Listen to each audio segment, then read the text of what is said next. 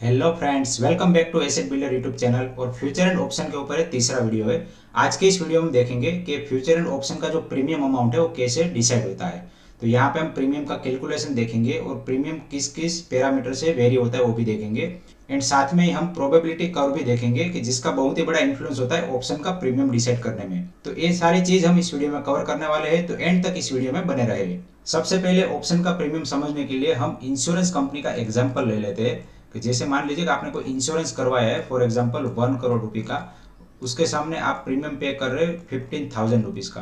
तो यहाँ पे जो 15,000 रुपीज़ का प्रीमियम डिसाइड किया कंपनी ने, वो बहुत ही ज़्यादा सोच समझ के और एक कैलकुलेटेड वे में किया है। ये प्रीमियम आपका बढ़ सकता है अगर आप स्मोकिंग या फिर ड्रिंकिंग कर रहे हैं, या फिर आपको कोई लाइफ थ्रेटनिंग डिसीज है जैसे कि डायबिटीज़ या फिर कैंसर या फिर और कोई ऐसे डिसीज है जिसकी वजह से आपकी लाइफ खतरे में है। तो यहाँ पे आपका ये जो प्रीमियम है वो और भी ज़्यादा बढ़ सकता है।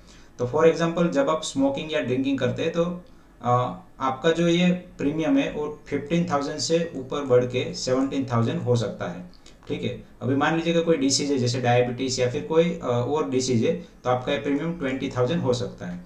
तो इन शॉर्ट ये सारा जो प्रीमियम है उसका कैलकुलेशन होता है रिस्क के बेस पे, कि कितना रिस्क है कंपनी के ऊपर, उसके ऊपर डिसाइड होता है प्रीमियम। तो सेम चीज होती है यहाँ पे ऑप्शन में।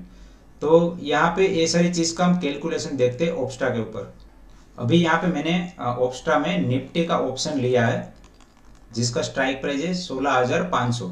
ठीक है, अभी हम रिसेंटली देखेंगे तो निफ्टी का 16,500 रिसेंटली अभी नीचे जाके आया था। तो यहाँ पे आप देख सकते हैं कि 16,500 जस्ट निफ्टी टच करके आया है। तो 1 2 3 4 5, तो यहाँ से लगभग 5 से 6 ट्रेडिंग सेशन हुए, जिसके बाद ये निफ्टी करंट में अभी 17,200 के आसपास ट्रेड कर रहा है।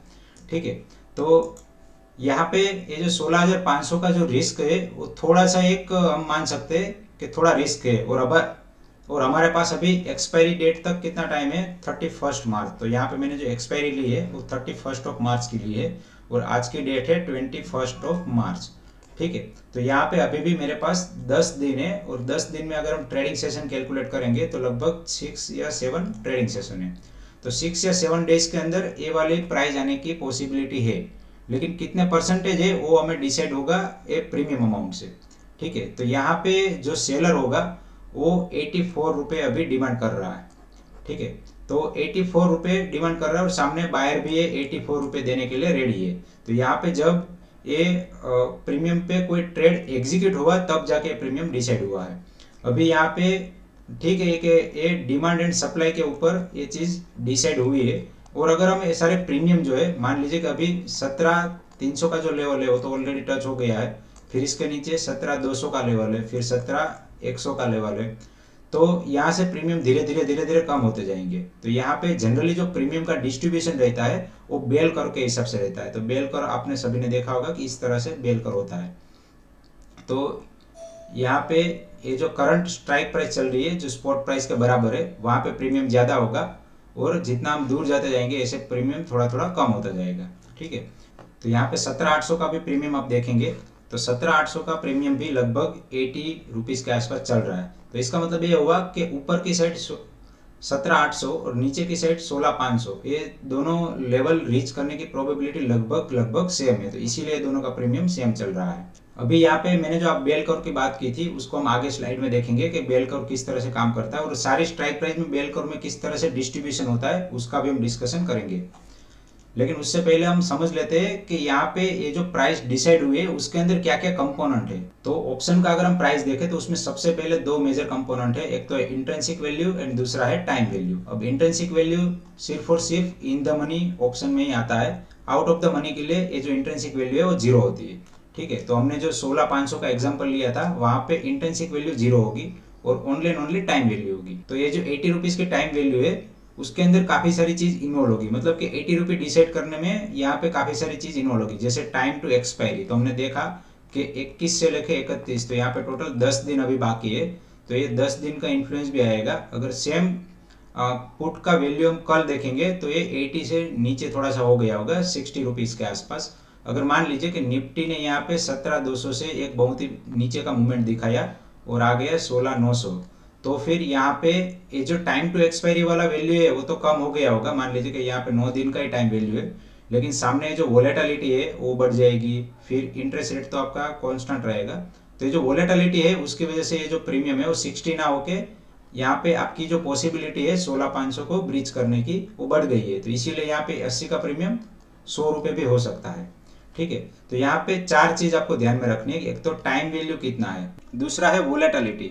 वोलेटिलिटी का मतलब है कि मार्केट में कितना ऊपर नीचे हो रहा है, या फिर मार्केट के अंदर कितनी अनसर्टेनिटी है। ठीक है, तो ये अनसर्टेनिटी है, उसी को हम बोलते हैं वोलेटिलिटी। अब यहाँ पे वोलेटिलिटी का इन्फ्लुएंस रहता है प्रीमियम पे, लेकिन एक्चुअल में जो वोलेटिलिटी कैलकुलेट होती है वो प्रीमियम से ही डिसाइड होती है। जब लोग बहुत ही ज़्यादा प्रीमियम हाई डिमांड करने लगते हैं तो उसका मतलब है कि लोगों को अनसर्टेनिटी ज़्यादा लग रही है, इसीलिए लोग ज़्यादा प्रीमियम डिमांड कर रहे हैं। तो इसीलिए ये जो वोलेटिलिटी कैलकुलेट होके आती है वो आपकी थोड़ी ज़्यादा आएगी। वोलेटिलिटी के लिए एक विक्स इंडेक्स है, जिसको अभी मैं आपको दिखाता हूँ कि किस तरह से विक्स इंडेक्स ऊपर नीचे होता है। एंड उसके अलावा तीसरा जो इन्फ्लुएंस है वो रहता है इंटरेस्ट रेट का। अभी यहाँ पे जो टाइम वैल्यू है, तो ऑब्वियसली आपने जो अमाउंट लगाया है उसमें आप एटलीस्ट वो तो कैलकुलेट करेंगे, अगर यही कैपिटल में एफडी में डाल देता तो मुझे वहाँ पे 6% के आसपास इंटरेस्ट मिल जाता। तो यहाँ पे ये जो रिस्क फ्री रेट है उसका इन्फ्लुएंस भी रहेगा, मतलब कि टाइम टू एक्सपायरी और इंटरेस्ट रेट ये दोनों कैलकुलेट करके एक वैल्यू बनेगी। उतना वैल्यू तो मिनिमम आपका रहेगा ही रहेगा। तो ये जनरली निकलता है आपका 0.5% पर मंथ। ये मैंने एक मोटा मोटा कैलकुलेट किया है, अदरवाइज ये थोड़ा बहुत ऊपर नीचे हो सकता है। और बाकी जो मेजर इन्फ्लुएंस है वो वोलेटिलिटी का रहता है। तो वोलेटिलिटी हम एक बार यहाँ पे देख लेते हैं। तो यहाँ पे एक इंडिया विक्स करके इंडेक्स है, तो इंडिया विक्स आपका दिखाता है कि मार्केट के अंदर कितनी वोलेटिलिटी है। तो यहाँ पे आप देख सकते हैं कि जब कोरोना की सिचुएशन आई थी तब वोलेटिलिटी अचानक से ऊपर गई थी और यहाँ पे इतना बड़ा पीक बनाया था। ये वैल्यू थी लगभग 88 के आसपास। ठीक है, उसके बाद जब सर्टेनिटी आई और धीरे धीरे मार्केट ऊपर जाने लगा तब जाके वोलेटिलिटी डाउन हुई। सिमिलरली यहाँ पे जब यूक्रेन रशिया के वॉर की सिचुएशन आई तभी भी ये वोलेटिलिटी बढ़ गई थी। तो जब भी ऐसी सिचुएशन आती है, जैसे कोई इलेक्शन के रिजल्ट आने वाले हो या फिर बजट आने वाला हो या फिर कोई अनसर्टेन इवेंट हो, तो उस टाइम पे यहाँ पे ये जो प्रीमियम है वो बहुत ही ज़्यादा बढ़ जाते हैं। तो इसका सिंपल सा रीज़न है कि मान लीजिए कि आपने कोई इंश्योरेंस करवाया है, फॉर एग्जांपल आपने एक्सीडेंट इंश्योरेंस करवाया है, ठीक है, और आप बहुत ही ज़्यादा बाइक चलाते हैं, तो इसका मतलब ये है कि आपकी एक्सीडेंट होने की संभावना बहुत ही ज़्यादा है। तो उस केस में जब कंपनी आपको इंश्योरेंस प्रोवाइड करेगी तो ऑब्वियसली आपसे बहुत ही ज़्यादा हाई प्रीमियम डिमांड करेगी। तो सिमिलर सिनारियो यहाँ पर भी है कि जब भी कोई अनसर्टेन इवेंट आती है तब आपके सारे जो प्रीमियम है वो बढ़ जाते हैं। अदरवाइज वो जो प्रीमियम है वो इंटरेस्ट रेट या फिर मार्केट की जो हल्की फुल्की वोलेटिलिटी है उसके ऊपर डिपेंड करते हैं। अभी हमें यहाँ पे इंट्रिंसिक वैल्यू का एक मोटा मोटा आइडिया तो लग गया है, लेकिन अभी देखते हैं कि डिफरेंट टाइप प्राइस के लिए जो वैल्यू है वो किस तरह से डिस्ट्रीब्यूट होती है। तो यहाँ पे आपको एक कॉन्सेप्ट समझना जरूरी है, जो है प्रोबेबिलिटी का कॉन्सेप्ट। प्रोबेबिलिटी का कर्व इस तरह से, सभी ने एक कर्व अपने स्कूल डेज में पढ़ा होगा। तो ये बेल कर्व है। तो बेल कर्व जनरली इस तरह का शेप का होता है और ये जो पीक है वो डिपेंड्स करता है मार्केट में कितनी अनसर्टेनिटी है। तो फॉर एग्जांपल अगर अनसर्टेनिटी बहुत ही ज़्यादा है तो ये जो आपका सिग्मा है वो थोड़ा नज़दीक आएगा, तो इसका जो शार्पनेस होगा वो बहुत ही ज़्यादा होगा। तो मतलब कि ये कर्व है वो कुछ इस तरह से बनेगा। ठीक है, अब अनसर्टेनिटी इससे भी ज़्यादा है तो कर्व और भी शार्प बनेगा और यहाँ से इस तरह से आपका कर्व बनेगा। ठीक है, अभी यहाँ पे कर्व समझ लीजिए कि सिग्मा क्या है। सिग्मा का मतलब है स्टैंडर्ड डेविएशन। स्टैंडर्ड डेविएशन निकालने का फॉर्मूला आप सभी को पता है कि यहाँ पे स्क्वायर रूट करके जो भी एवरेज वैल्यू है उसमें से हर एक वैल्यू को माइनस करना है, फिर सारी वैल्यू का एक स्क्वायर करना है। मतलब कि आप मान लीजिए कि ये जो एवरेज वैल्यू है, एवरेज वैल्यू से ऊपर नीचे कितनी वैल्यू आ रही है, ये सारी वैल्यू को आपको पॉजिटिव कर देना है, फिर पॉजिटिव का एक एवरेज बनाना है। तो यहाँ पे जो नॉर्मल वैल्यू है उससे एक ऊपर वैल्यू आएगी, तो ये जो डिफरेंस है वो आपका हो गया स्टैंडर्ड डेविएशन। ठीक है, तो यहाँ पे एक कॉन्सेप्ट आप सभी को पता ही है।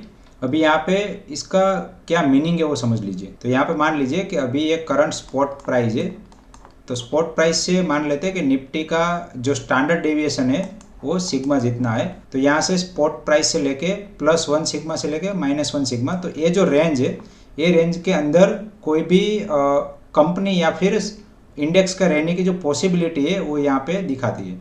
तो ये जो पॉसिबिलिटी है वो जनरली 68% है।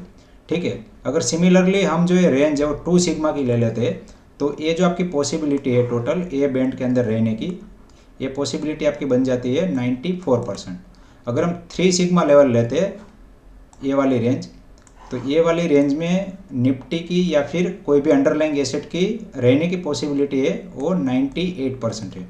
ठीक है, अब यहाँ पे आपको बेल कर्व से ये थोड़ा सा समझ में आएगा। अभी हम एक्चुअल में चार्ट पे जाके देखते हैं कि बेल कर्व आप किस तरह से देख सकते हैं। तो यहाँ पे मैंने निफ्टी का चार्ट ओपन कर लिया है। यहाँ पे आपको ये जो स्टैंडर्ड डेविएशन वाला ग्राफ चाहिए, तो उसके लिए एक इंडिकेटर है जिसका नाम है बोलिंजर बैंड। तो आप सभी ने कभी ना कभी बोलिंजर बैंड का नाम सुना ही होगा। तो ये जो बोलिंजर बैंड है उसके सेटिंग में हम जाते हैं, तो सेटिंग में आपको अलग अलग वैल्यू दिखेंगी। जैसे 20 डेज लेंथ है और स्टैंडर्ड डेविएशन 2 रखा है। ठीक है, और यहाँ पे मैं जनरली 14 डेज कर देता हूँ। तो लास्ट 14 डेज का यहाँ पे स्टैंडर्ड डेविएशन निकालेंगे और यहाँ पे मैं 3 कर देता हूँ। तो हमने जैसे देखा था कि अगर स्टैंडर्ड डेविएशन 3 सिग्मा है, मतलब कि 3 इंटू स्टैंडर्ड डेविएशन है, तो आपका ये लेवल ब्रीच करने की जो पॉसिबिलिटी है वो 98% से कम है। मतलब कि ये लेवल में रहने की पॉसिबिलिटी 98% है और इससे बाहर जाने की पॉसिबिलिटी 2% है। ठीक है, अब यहाँ पे हम देखेंगे तो यहाँ से इसका जो डिस्टेंस है वो बहुत ही कम है। तो इसीलिए अगर हम इसका प्रीमियम देखेंगे 17,800 का, तो 17,800 का प्रीमियम बहुत ही ज़्यादा चल रहा होगा। तो 17,800 का प्रीमियम अभी चल रहा है आपका 13 रुपये। और सिमिलरली ये जो नीचे वाला बैंड है इसका लेवल है 15,400 या फिर 15,500। तो 15,500 में हम देख लेते हैं, तो 15,500 में प्रीमियम चल रहा है ओनली 1 रुपीज़। तो आप हिस्टोरिकली भी देख सकते हैं कि जो बोलिंजर बैंड से बाहर निफ्टी जाने की पॉसिबिलिटी बहुत ही ज़्यादा कम है, क्योंकि ये 3 सिग्मा लेवल है और ओनली 2% टाइम ही ऐसा हुआ होगा कि इस बैंड को ब्रेक करके निफ्टी बाहर गया होगा।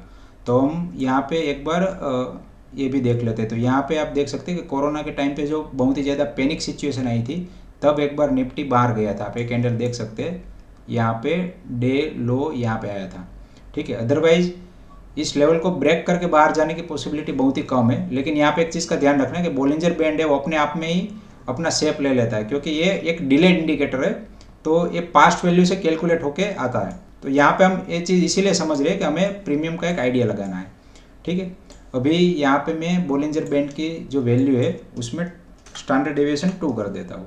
तो जैसे मैं 2 करता हूँ तो यहाँ पे ये जो बैंड है वो बहुत ही नज़दीक आ गया। ठीक है, अभी आप देखिए कि आज के दिन निफ्टी यहाँ से गिरा था, मतलब कि एक कैंडल यहाँ पे टच हुई तो बोलिंजर बैंड के अपर पार्ट को जैसे टच हुआ तुरंत ही निफ्टी ने एक थोड़ा सा नेगेटिव मोड दिखाया। तो यहाँ से आप समझ सकते हैं कि मार्केट का डायरेक्शन भी इस तरह से डिस्ट्रीब्यूट होता है। ठीक है, अब ये सारे थियोरेटिकल कंसेप्ट है, एक्चुअल में जब आप ये सारी चीज़ करेंगे तब आपको ज़्यादा रियलाइज होगा। तो यहाँ पे एनएससी की वेबसाइट पे ऑप्शन चेन के जो डेटा है, अभी यहाँ 17,100 के लेवल से लेके ऊपर 14,000 के लेवल तक और नीचे 18-19,000 के लेवल तक, ये सारा जो प्रीमियम है उसका डिस्ट्रीब्यूशन कर्व एक बार हम देख लेते हैं कि किस तरह से बनता है। तो यहाँ पे मैंने गूगल शीट में ये सारे डेटा एंटर किए और जो in the money call and put थे उसका वैल्यू मैंने 0 कर दिया, ताकि यहाँ पे आपको कुछ अलग तरह का कर्व ना दिखे। तो यहाँ पे आप देख सकते हैं कि ये जो कर्व है वो भी बेल कर्व के जैसा ही बना है। तो ये जो हाईएस्ट प्रीमियम है वो आपका चल रहा है एट द मनी का। तो ये सारे एट द मनी वाले हो गए, 17,150 या फिर 17,200 के लेवल वाले हो गए। ठीक है, और बाकी यहाँ से प्रीमियम आपका धीरे धीरे ऐसे कम होता जाएगा। तो यहाँ पे मान लीजिए कि ये 1 सिग्मा वाला लेवल है फॉर एग्जांपल। ठीक है, तो आप यहाँ पे सिंपली प्रीमियम से भी आइडिया लगा सकते हैं कि ये जो लेवल है उस लेवल से पार जाके निफ्टी की जाने की पॉसिबिलिटी बहुत ही ज़्यादा कम है। ठीक है, अब मान लीजिए कि आप ऑप्शन में ट्रेडिंग भी नहीं कर रहे और सिर्फ आप ऑप्शन के डेटा देख रहे हैं, तो ऑप्शन के डेटा से आपको प्रीमियम से ही पता चल जाना चाहिए कि यहाँ से बाहर निफ्टी की जाने की पॉसिबिलिटी बहुत ही ज़्यादा कम है। तो यहाँ पे मैं फॉर एग्जांपल मान लेता हूँ ये 18,000 का लेवल है और ये 16,000 का लेवल है। ठीक है, अभी आप 16,000 के लेवल पे प्रीमियम देख लीजिए।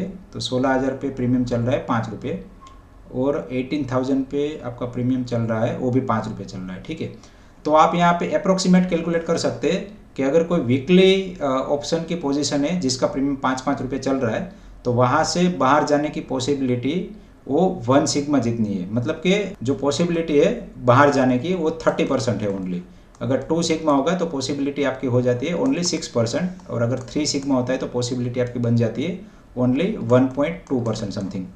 ठीक है, अब यहाँ पे मैं अप्रोक्सीमेट ले रहा हूँ। यहाँ पे ये सारा चीज़ समझाने के पीछे का मेरा पर्पज़ यही था कि आपको ये ऑप्शन के जो प्रीमियम है वो कैसे कैलकुलेट होते हैं उसका एक बेसिक आइडिया लग जाए। अब फ्यूचर एंड ऑप्शन का ये तीसरा वीडियो था। नेक्स्ट वीडियो में हम ग्रीक्स देखेंगे कि जिसके अंदर डेल्टा, गामा, थीटा, वेगा ये सब क्या होता है उसके बारे में डिस्कस करेंगे। अगर आपको ये वीडियो पसंद आया है तो प्लीज़ वीडियो को लाइक करिए और मेरे चैनल को सब्सक्राइब करिए। इस वीडियो को एंड तक देखने के लिए आप सभी का दिल से धन्यवाद।